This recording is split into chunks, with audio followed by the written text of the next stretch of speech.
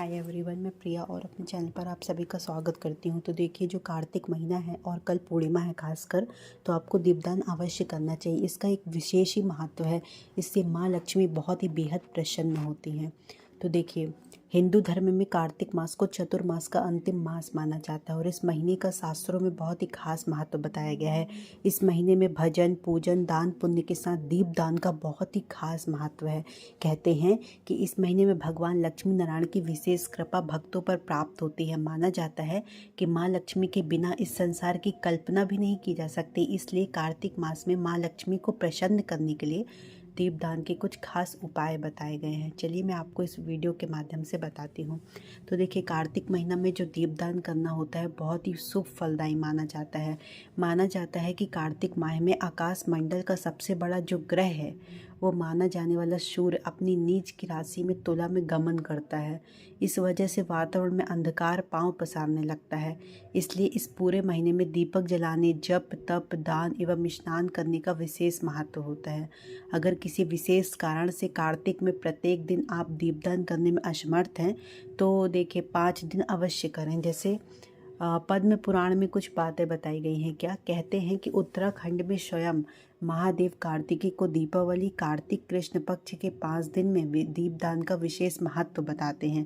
कहते हैं कृष्ण पक्षे विशेषण पुत्र पंचदिनानि च पुण्यानि तेषु यो दत्ते दीपम सोक्ष मृत्युपात। तो कृष्ण पक्ष में 5 दिन बड़े पवित्र होते हैं। उसमें से जो भी दान किया जाता है वो सब अक्षय संपूर्ण कामनाओं को पूर्ण करने वाला होता है। अब अग्नि पुराण के अनुसार क्या है, उसमें भी बताया गया है कि जो मनुष्य देव, मंदिर तथा ब्राह्मण के गृह में दीपदान करता है वह सब कुछ प्राप्त कर लेता है। पद्म पुराण के अनुसार मंदिरों में और नदी के किनारे दीपदान करने से लक्ष्मी जी प्रसन्न होती हैं और दुर्गम स्थान व भूमि पर दीपदान करने से व्यक्ति नरक जाने से बच जाता है। लक्ष्मी प्राप्ति के लिए भी बताया गया है। कहते हैं कि पद्म पुराण के अनुसार जो देवालयों में नदी के किनारे सड़क पर दीप देता है उसे सर्वतोमुखी लक्ष्मी प्राप्त होती है। कार्तिक में प्रतिदिन 2 दीपक जरूर जलाएं, एक हरि नारायण समक्ष और दूसरा शिवलिंग के समक्ष जलाएं। समस्त तीर्थों का फल। कहते हैं, माना जाता है कि कार्तिक में भगवान केशव के समक्ष दीपदान किया जाता है। उसने संपूर्ण यज्ञों का अनुष्ठान कर लिया और समस्त तीर्थों में गोता लगाने के समान फल की प्राप्ति होती है। ब्रह्म मुहूर्त में और ब्रह्म वैवर्त पुराण में ये भी कहा गया है कि कार्तिक में श्री हरि को घी का दीप देता है। वह दीपक जितने पल जलता है उतने वर्षों तक हरिधाम में आनंद भोगता है, फिर अपनी योनि में आकर विष्णु भक्ति को पाता है। शिवजी के सम्मुख। देखिए, जो कार्तिक मास में रात्रि में श्रद्धा पूर्वक शिवजी के समीप दीपमाला समर्पित करता है उसके चढ़ाए गए वे दीप शिवलिंग के सामने जितने समय तक जलते हैं उतने 1000 युगों तक दाता स्वर्गलोक में प्रतिष्ठित होता है। जो कार्तिक महीने में शिवजी के सामने घृत का दीपक समर्पित करता है वह ब्रह्मलोक को जाता है। अब देखिए, दीपदान कैसे करना चाहिए।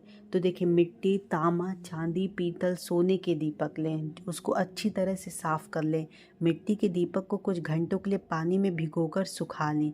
उसके पश्चात प्रदोष काल में अथवा सूर्यास्त के बाद उचित समय मिलने पर दीपक, तेल, गाय का घी, बत्ती, चावल और गेहूं लेकर मंदिर जाएं। घी में रुई की बत्ती तथा तेल के दीपक में लाल धागे या कलावा की बत्ती इस्तेमाल कर सकते हैं। दीपक रखने से पहले उसको चावल या गेहूं अथवा सप्त धान्य का आसन दें। दीपक को भूलकर भी सीधा पृथ्वी पर ना रखें, क्योंकि कालिका पुराण का कथन है कि सब कुछ सहने वाली पृथ्वी को आकर्ण किया गया दीपक का जो ताप होता है वो सहन नहीं होता है। उसके बाद एक तेल का दीपक शिवलिंग के समक्ष रखें, दूसरा गाय के घी का जो दीपक है वो श्री हरि नारायण के समक्ष रखें। उसके बाद दीपक मंत्र पढ़ते हुए दोनों दीप प्रज्वलित करें और दीपक को प्रणाम करें।